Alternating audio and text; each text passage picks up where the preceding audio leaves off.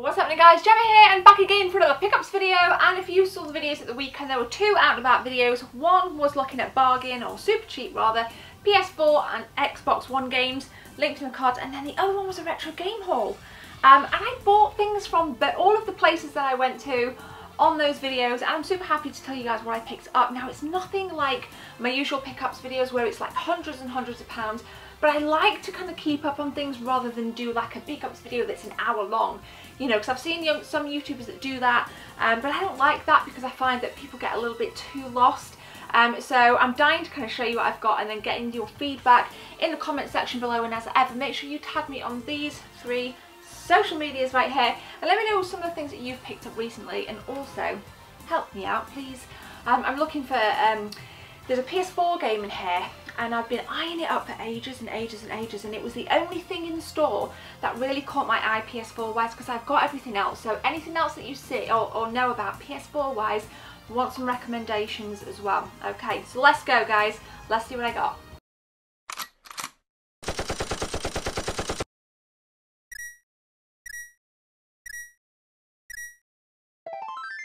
So you've seen me stream Crash Bandicoot. I'm not going to show that, but I did pick it up last week. But this is a Mega Drive title. We'll get to the PS4 titles. Picked up Zombies on the SEGA Mega Drive. Now I have the Super Nintendo version, which I completely prefer. I think it's a richer colour palette, and I like the fact that the map is kind of integrated into the screen rather than on its own separate sidebar. I think on the Mega Drive it's off to the right, but nonetheless it's still really cool. What I wish though, what I really wish this included is split screen rather than your two-player being on one screen, because you know, if like you've got one person off to the right hand side of the screen and somebody else wants to go to the left, you can't go anywhere. You literally have to follow each other around in this game. It's kind of uber close really, so it would have been so much better in split screen, but nonetheless I've been contemplating this for quite some time and I've never seen it around that often unless I've been to a video game market. If I go to local retro game shops, which I do love, I don't really see it around as much, but usually this goes for around £30 and upwards. It is box complete, and it was from CX for 28, so I paid 28 quid for that. Not too bad at all, and I just love the box art, love the box art. As a kid, I played it more on the Super Nintendo. I remember being really like off school ill one day and I just hammered it all day. I was just chilling out, sick in bed, and it was just awesome. So really happy to pick this up. It's nice to get some SEGA love. This, guys, is my first pickup. Next up then, before we dive back into the retro stuff, I'm going to show you the PS4 game. It is Get Even. It's still sealed actually. And the reason I've been eyeing it up is because I really like my psychological thriller games, and I'd watched a couple of streams. It was £30 and I thought, do I wait for it to drop in price or do I just pay 30? So I paid £30 for it. I really like the kind of immersion. It seems to be quite dark and quite dreary and quite drab. I don't think I'm going to stream it. I think it's going to be one of those games that I want to experience myself and just be in my own kind of world. But I've heard decent things, and it was in the top 10 charts, so I figured, you know what, I'll give it a go. I don't think it's too bad for 30 quid, but I do think it is going to be one that drops in price pretty quickly. Now, I haven't really kind of, like I said, I've watched streams, but I've not seen many reviews. So if you've played it or you're thinking about playing it, definitely let me know. I believe it is a PS4 exclusive, so that's really nice, and I'll probably be sharing my thoughts on my own website, which is right here, guys. If you want to go and check out some written reviews from myself and some of my guest bloggers, potentially I'll potentially bang something on there, but it looks pretty cool. 30 quid, not bad. Next up then, I remember seeing a poster for this. It was the first game. This is the sequel.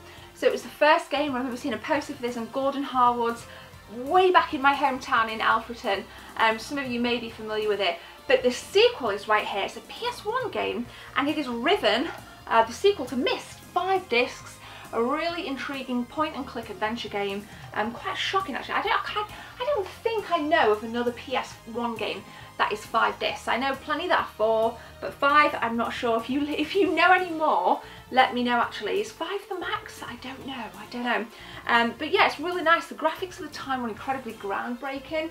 I really like the music. I love the sound effects in this game as well.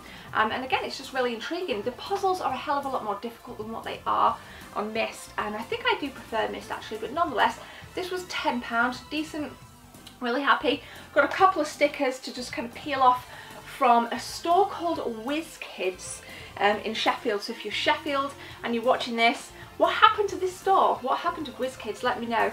But nonetheless, I love the double cases on this, really awesome. Unfortunately, well, it is box complete, however, the internals are broke and the discs rattle.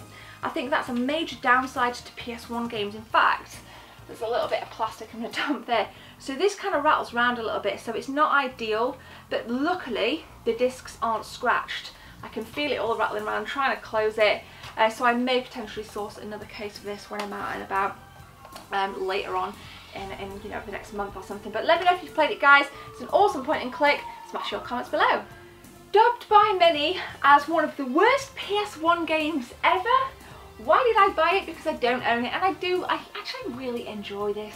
As daft as it sounds, it's aged terribly. It is Bubsy 3D, shocking on the Super Nintendo, awful on the PS1. It just looks like, you know, there's just blocks, random blocks, coloured blocks, shapes everywhere. There's no texture on anything. Like, the proportions of the shapes seem to be completely off anyway. I don't know if it's my perception or if this is genuinely how other people feel about the game, but it's terrible. You know, oddly, I really like this character. I think this could have been a fantastic game, but it's one of the earlier ones, and unfortunately it's awful. Picked it up for £6, and like I said, I don't own it, and I thought it'd be just good to have in the collection, and I will play. Again, I do need the PlayStation case replacing, but that's simple enough. But yeah, this is awesome. Like, it's like £6. Love the box art. The box art is probably the best thing about it. But nonetheless, guys, smash your comments below. Give me some Bubsy memories. Amuse me, please. Does anybody actually like this game? I'll be floored. I've read comments on like reviews a while ago. People were slating it. People were absolutely hating on it. So it is what it is, guys. Bubsy 3D. Next up then, if you saw the PS4 and the Xbox One super cheap video, again in the cards, you would have saw that we did take a look at the Wii section in CEX and just clocked a couple of games, including this, the Wario Land The Shake Dimension. Now, never played it, but I was looking on the back and it looks really, really fun. A nice side-scrolling little platform game whereby you utilise the Wiimote to exercise different moves. I thought it sounded awesome, and if I didn't like it, I'd give it to my nephew Ruben. He is addicted to the Wii, and he got a Wii U for his birthday, bless him. We bought him Mario Kart 8, he's actually addicted to Mario Kart 8.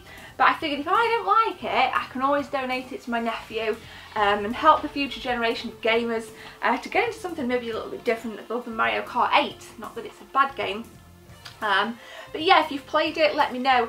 I did mention it on the video a couple of days ago, and somebody did reply and said it wasn't too bad actually. So I'm really glad somebody picked up on it. And again, I think the box art's really nice and cool, and it's nice to see a different Super Mario, you know, a character from the Super Mario franchise having, you know, their own place in the video game world. So, you know, Wario wasn't my favourite, but nonetheless, this looks cool. I like it. I'm looking forward to playing it, and that's it. So there we go, guys. My favourite out of that haul is going to be Get Even and Zombies on the Sega Mega Drive. Thank you very much for watching. Again, the pickups playlist is down there in the description somewhere. There's whatever. You can go and click it if you want to see more pickups. But it's good to grow the collection. Always looking for new recommendations. I've picked up a ton of stuff you guys have recommended, so you're flipping awesome. I actually learn a lot from reading comments. I really love the positive side of this community. You guys are awesome. But for now, have a beautiful day. Enjoy the rest of your week. I'll see you on some streams hopefully later in the week as well for some Battlegrounds. So addicted to Battlegrounds. But for now, guys, my name's Jim. Have a beautiful day. Take care. See you soon.